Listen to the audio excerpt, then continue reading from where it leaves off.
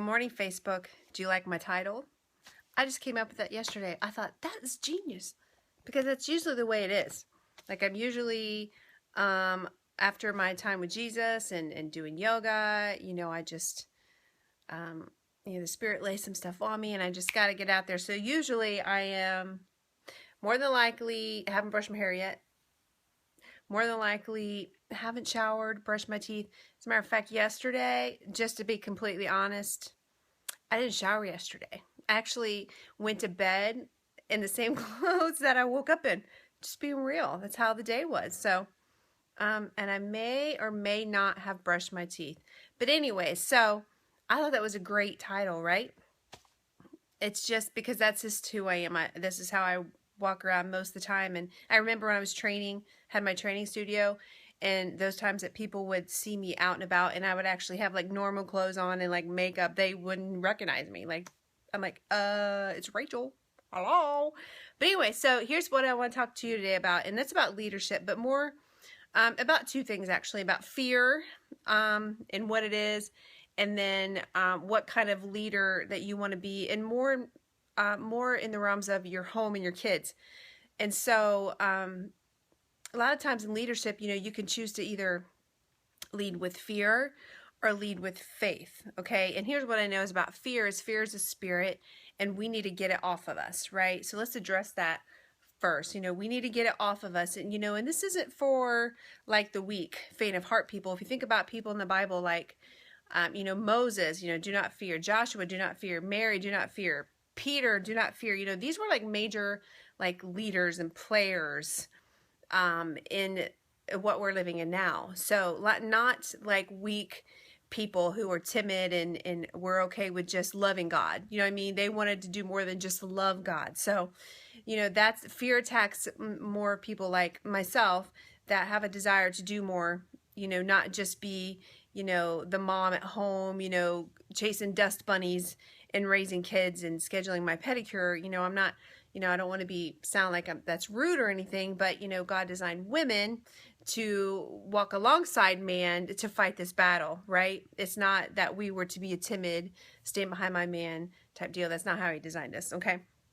So, he told us so many times in the Bible, don't be afraid, don't be afraid, don't be afraid. And so we get to choose as leaders, and especially in our home, whether we're going to, act in fear or act in faith. So, just think about it like God, right? He never does things for us, right?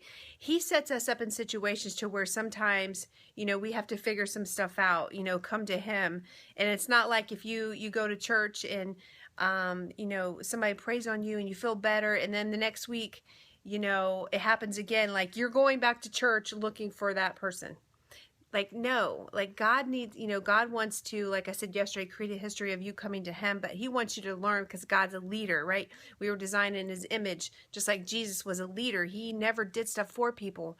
He showed and then taught, and then they went out and did, right? So that's how we're to do in our home. So, if you think about situations with our kids, how parents, if you hear like something like, and moms or dads are different. Like my husband and I are different. If I hear my kid crying, like just the all dramatic, cry, I'm not like jumping on my seat, like, what's going on? What's going on? I'll eventually get there, but Kurt will jump up, run down there, scoop him up. And I'm just like, okay, what is it? And I like to put them in situations to teach them things, right? So just, I heard this instance this morning. Like, so your kid, climbs up on the counter and gets there, and you walk in and it's like, okay, what are you going to do now? Like the stool's over there. How are you going to get down?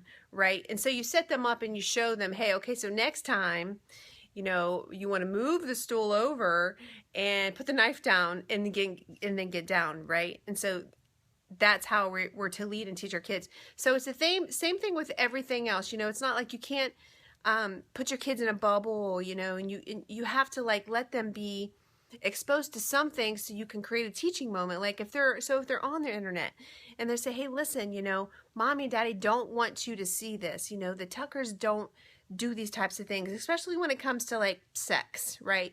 you know, like we teach them like sex was designed for that one person for your whole entire life, you know, and it was designed to be a beautiful thing and not to be with several people. Or something pops up on the internet and you're like, okay, listen, this is stuff that mommy and daddy do not want you to see, and here's the reason why, so that when they're in that situation and they're with a kid who doesn't have a parent that's teaching them things, you know, my kid will know, like, okay, I'm not supposed to be watching this and I'm not going to watch that, right?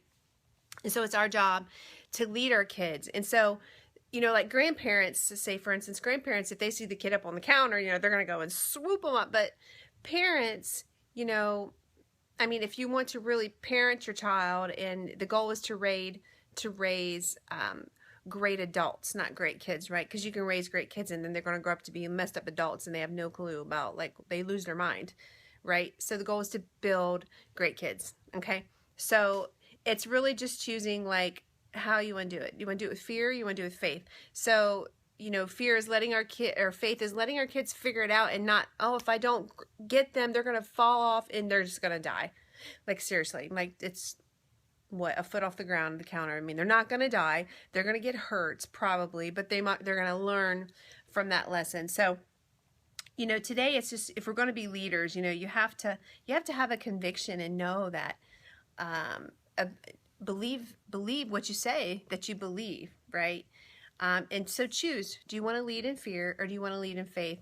And so when you take that from your kids and you raise your kids, because it's our number one job is to disciple our children first, then that can carry on into our business, right? And so, like, for our business, you know, it's a business of duplication. It's like you cannot build thousands of people in your organization and be doing it for everybody. It just, well, first, that one, you wouldn't have thousands of people in your organization, right? It's a teach thing. And if you notice, for me, like, lots of times when people have a situation, I'll give them the Bible verse. I won't write the Bible verse. I'll say, you know, Luke 1:45, and because I want them to go open the book and search for it. And that's why I'm not a proponent to the phone and the Bible app, because you can't, you know, you're not in the book. You know, you want to know, like, okay, this is here and this is in this part. This is in the New Testament. This is in the Old Testament.